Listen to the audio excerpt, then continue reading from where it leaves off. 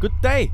I'm Ikslorin, and this week I'm going to just look at the very mage deck that everyone is up in arms about, or just after Blackrock Mountain has been released. And what is that? That is the Tempo Mage. And when I looked that up, I actually got two very interesting looking ones. I got this one by Frycook. I am thinking actually about going for this one next week.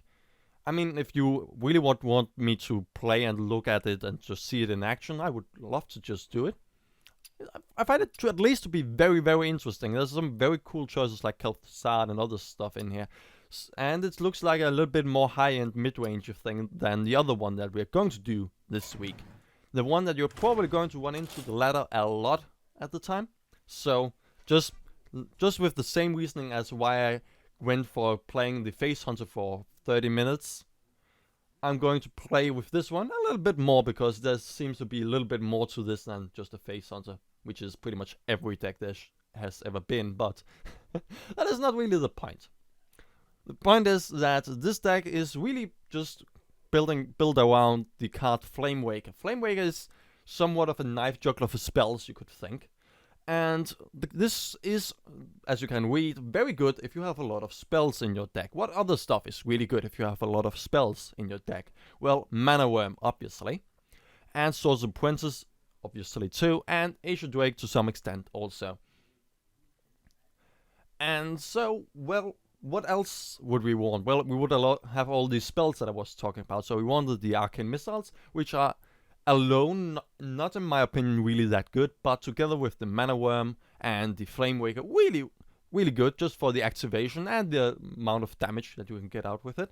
The Mirror Image, only a tempo card. The reason why I say that is the O2 Taunting is actually not going to affect the board per se, it's only going to slow your opponent down, so I can understand that's why there's only going to be one Mirror Image in this deck, because the Arcane Intellect is going to have much more influence on the board than the Mirror Image, but still, the Mirror Image is a tempo card, so I like to have it in here. We see a Flame Cannon, we see a Frostbolt. I mean, those are pretty easy to tell why. It's just some extra damage to the face with the Frostbolt, or just, in general, more board control. Unstable Portal, because we always need some RNG in our lives, and because Unstable Portal most of the time seems to be very good value. Not going through more spells, we're going to see a Mad Scientist under here, this one, for the Mirror Entities and Counterspell, which are just the most solid secrets that you can get, which is why each and every time someone plays a secret as a mage, everyone knows what they're freaking playing, except if they're Freeze Mage, but really, these are the most overused secrets. There is really not a secret anymore. So, Arcane Intellect, because we need some card draw. Fireballs, because this is a mage, and not some weird mage like the Hand Mage. Water Elemental, because a 3/6 for 4 is just great, but also because the freeze is going to be a good replacement for a noose. So it actually fills two roles at the same time. Not only to just shut down any weapon usage by the opponent, but with the freeze, and just be a great trading body with the 3/6 here.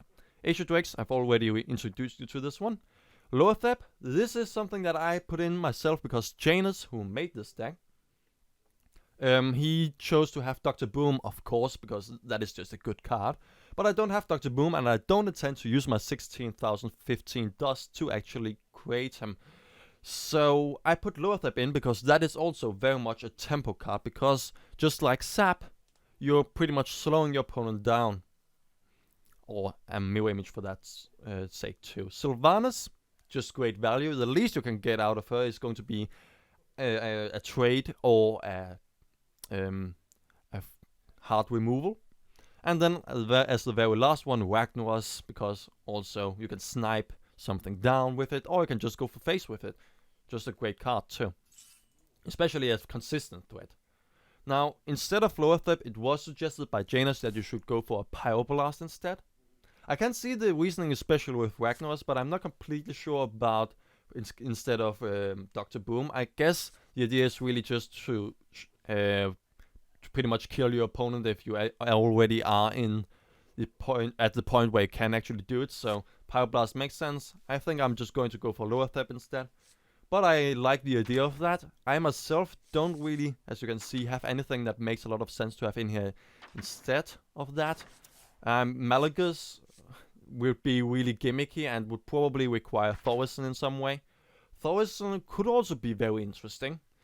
I mean, but the thing is that it is not really the tempo play, because that is then going to be for the subsequent turns and not this very turn, which is not really what tempo is, so I don't really know about that. Kumagas, not really either, because you aren't really worried about card advantage as a tempo player, so I don't think I have anything myself that I would actually want in there. Oh yeah, this one obviously. Not. But yes, I think there's also some other arguments that you could do. Probably, if you don't want to go for lower threat, Pyroblast would probably be another good way to make a replacement for Dr. Boom.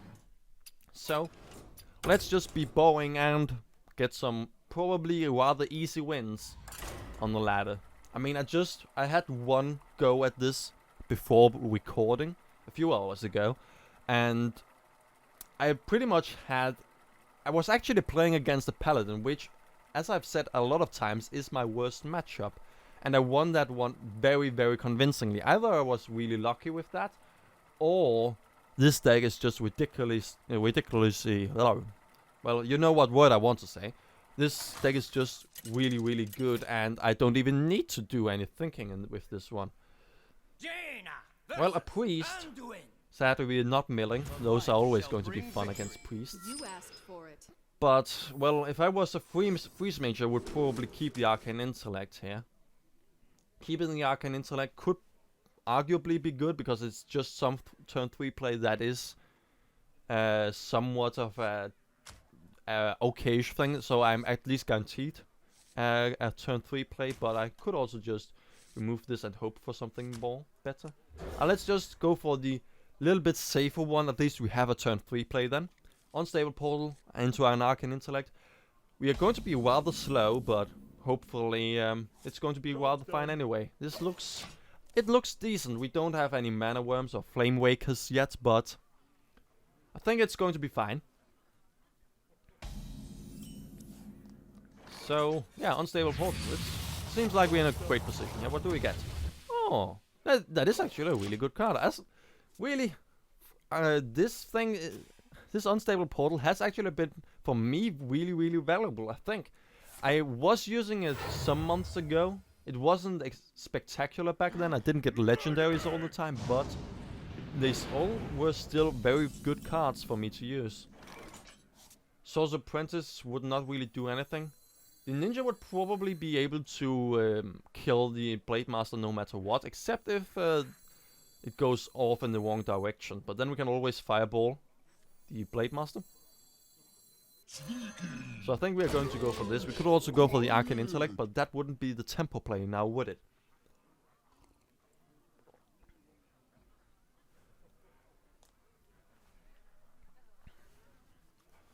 So the question is just, what is Baser really here going to do?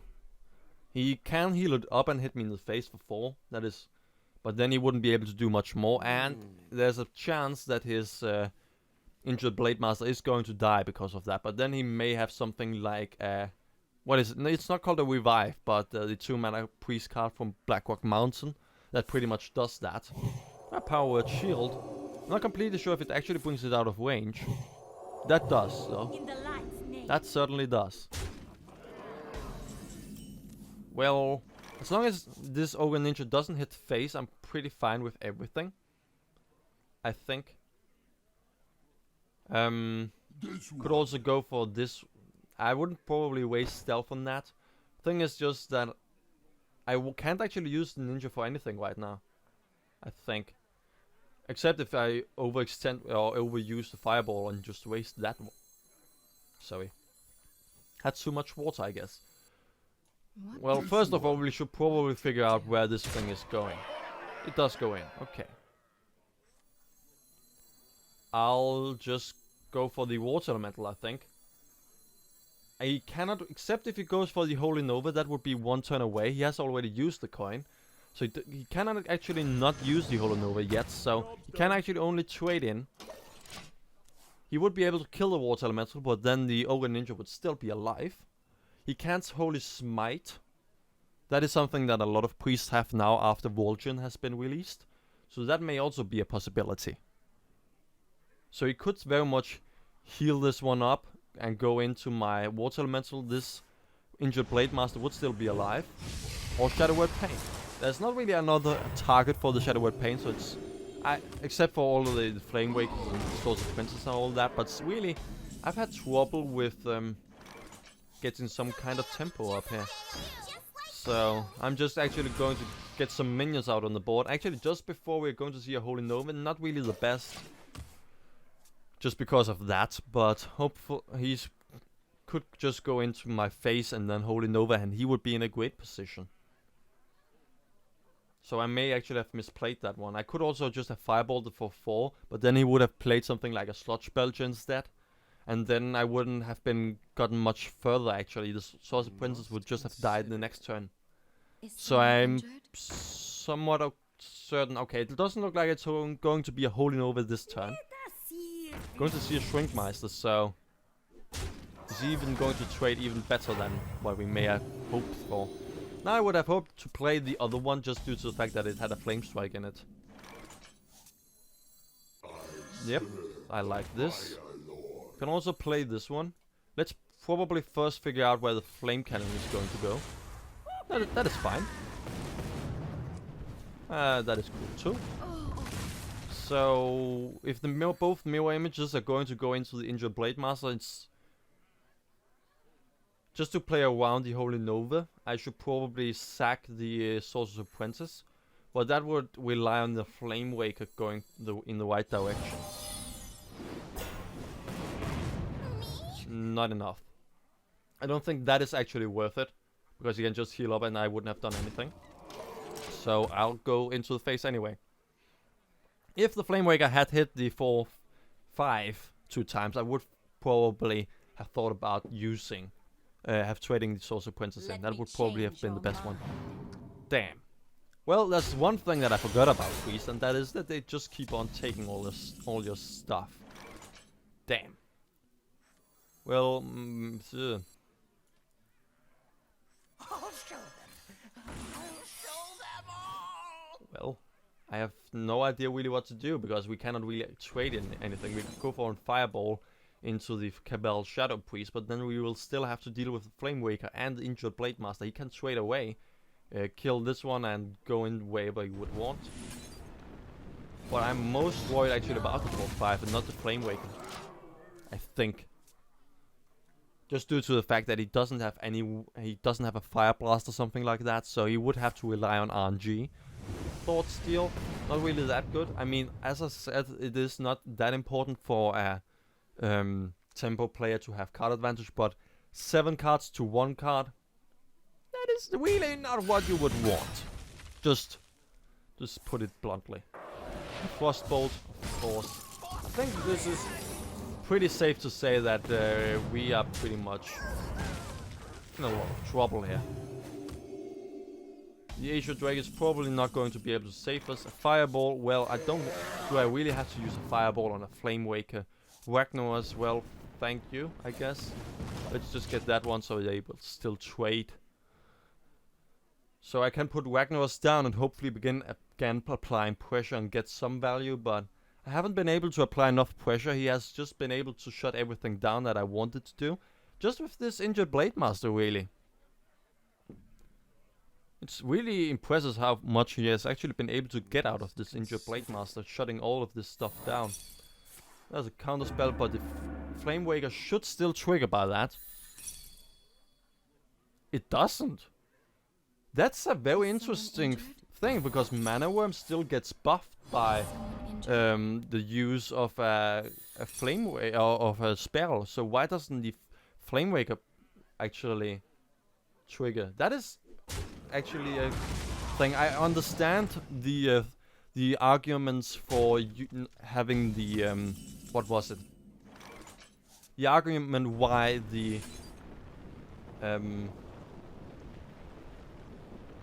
Sylvanas. Yes, why Sylvanas would not be able to kill any battlecry creatures, which I was arguing about with someone in the comments on another video.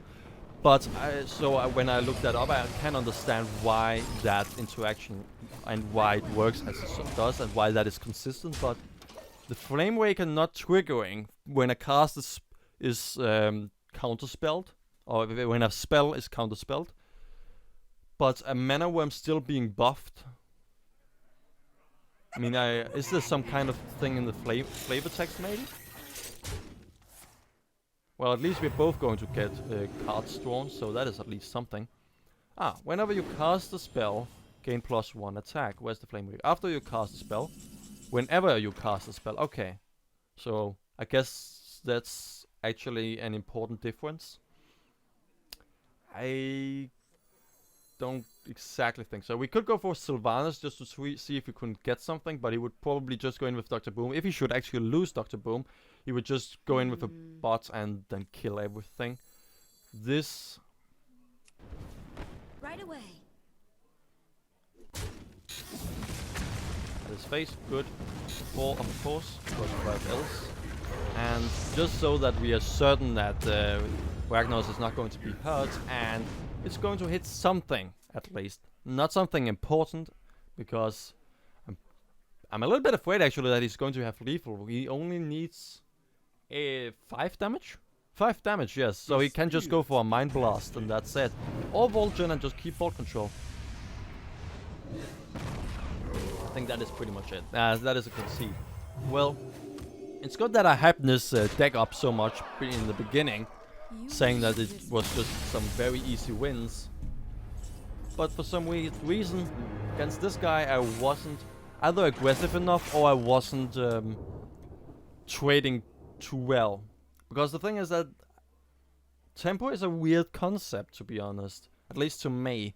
Control makes sense and aggro somewhat. I'm really just a control player. But tempo is a little bit weird because you're not really relying on trading away and good value. You're just trying to get the highest. You just try to snowball really, and that is what a tempo is. And for some weird reason, that is a concept that I am not completely sure about. Let's just go a little bit overtime here. I think just go in for a 1 extra one. I have no problem with that. Whenever we at least get an opponent, that is. There we go. Cool. Hopefully going to be a little bit better than last time. Because that was a little bit embarrassing, I think. Whenever I actually may look through this, though I don't really review my Hearthstone videos anymore. Whenever I would be looking at what I have misplayed, I will probably find one mistake after the other one. Or after the other. Against the Warlock, a Flame Cannon would probably not be the worst. Removing the Arcane Intellect, since we have so much other stuff, we could play turn 2 or 3. It's probably going to be fine in the hopes of getting some kind of Mana Worm. I mean, if we could get a Mana Worm, coin, Arcane Intellect out, we would probably be in a fine position. We would be in a really good position. No matter what, if he plays a 1 or 2 HP minion, we could go for the RNG on the Sorcerer's Apprentice. Especially if he goes for a 1 HP minion. If he goes for something like... Okay, so he doesn't do that. So I'm going to... If I go for coining the Sorcerer's Apprentice, we can go for a Flame Cannon next turn. Plus an Arcane Intellect. Should he really be playing something big? We could also wait the next turn. I wonder. Thing is, if we wait for next turn, we could also coin the Flamewaker. That would be turn 2. Then turn 3, we could go for Sorcerer's Apprentice with a Flame Cannon. Okay, so that is the plan. I think it is better actually to coin the Flamewaker than just to play the Sorcerer's Apprentice naked next turn. Just because I think it is actually going to get the highest amount of stuff out of actually, if we go for Sorcerer's Apprentice and then a Flamewaker, we can coin the Flame Cannon. That would be 1 extra spell. The only difference would be that the Flamewaker wouldn't be able to attack, but then the Sorcerer's Apprentice would be able to attack. That would be 3 damage, 2 damage. So I would argue that that is a tempo play to actually go for the Sorcerer Princess first and not kind of Flamewaker. Especially since a Warlock should have some kind of... Oh. Interesting.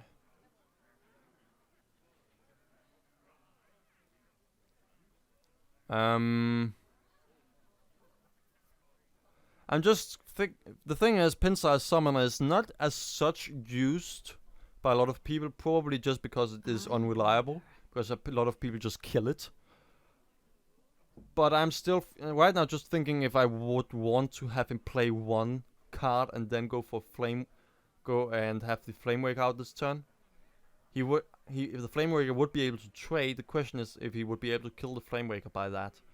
Blood Mage Thalnos plus a Mortal Coil, but with a pin-size summoner in that deck. If he has already some kind of something like that, let's just go with a plan and see what happens.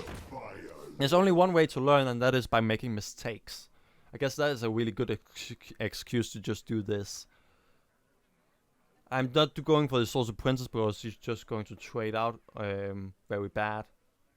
So maybe this Iron Beagle. Well, so it's some kind of Zoo with Murlocs. Okay, so it's going to be a very aggressive deck we're going to go up against. So this with this. Sadly, this silence is going to be really irritating because then we would be pretty much certain that we are going to kill everything. Now it's a little bit RNG reliant. Well, should probably just a Flame Cannon first then. Actually, then could have killed the 2-1 and then the RNG could still have been bad. So Flame Cannon right now, except for the fact there's a 2-1 Murloc charge minion, there's not going to be that much stuff that I'm going to be worrying about. So I'm just going to go for the Flame Cannon to actually have these minions on the board so that I can actually hit him harder next turn. Are very much a waste with the Flame Cannon because we can kill something much bigger now. Double Mortal Coil. Okay, well this player is also not very much playing valuably, so I guess it's okay that I do stuff like this. So Mana Worm and the counter spell at least should keep us safe from any irritating stuff. Also the Mana Worm should be able to kill a lot of irritating Murlocs.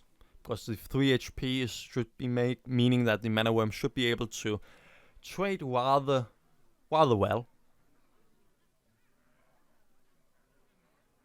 He's only 2 cards ahead, that's good. So many with an Ancient Drake we should a little bit get back into this card wise. Also we will get a 4-4 out on the board, which can never be bad.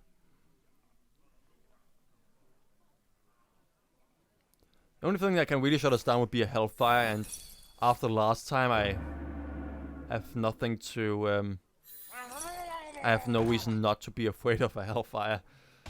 Man, I'm still a little bit shocked that someone would go for double Hellfire and Twisting Nether on top of that. I mean, it worked, but I'm not so certain if it works that much. We could go for the Fire Blast and then go for Face the Ancient Drake, but if we go for just with Face with everything, actually he can only trade into the Flamewaker, and I'm fine with that.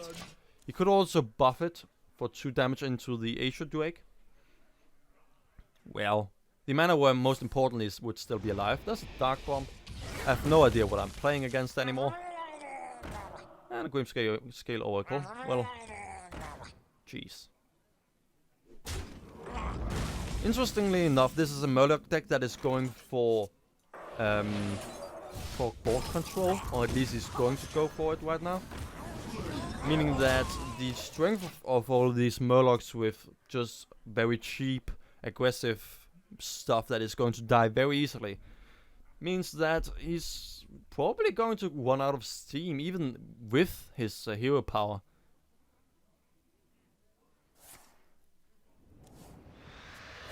I mean, really, the Murlocs are meant to be, I think, are meant to be used as some kind of face, going for face right now. So fact that he is actually trading with everything, I'm more than fine with. Let's go for Frostbolt on this guy. Then we can Fire Blast this guy or trade away. Yeah, okay, trade away. Fair enough. That should be a mirror entity, so whatever he plays, probably something bad because he's top decking, so I wouldn't be surprised if he has something bad in his deck, or he's going to play something invaluable to a mirror entity. Obviously, there's still going to be good cards, but still going to be invaluable for 3 mana. Pin-sized Summoner, arguably okay, just due to the fact that we have a cheaper Ancient Drake here. Yeah, let's do this. And this, cool. So I think we have pretty much board control now. I cannot see how RNG would fail us at this point. There we go. Cool. 3 damage away. We can be pretty much certain. He can only Hellfire everything but the Flamewaker and the Asia Drake. And yes, he has already used both of his Mortal Coils, so we won't be able to see anything like that. There's a life tap, meaning that we can actually just Fire Blast him. And there's a GG. Meaning that it's now 2-1 if you count in the win that I had earlier. Just trust me on that one, I had that. So, yeah, well, I feel like it was easier for me to actually go with the tempo play on the Dragon's Priest one. I hope that at least I get into the groove within the next hour or two for the next few episodes, so that we can see some good games. Thank you for watching. See ya.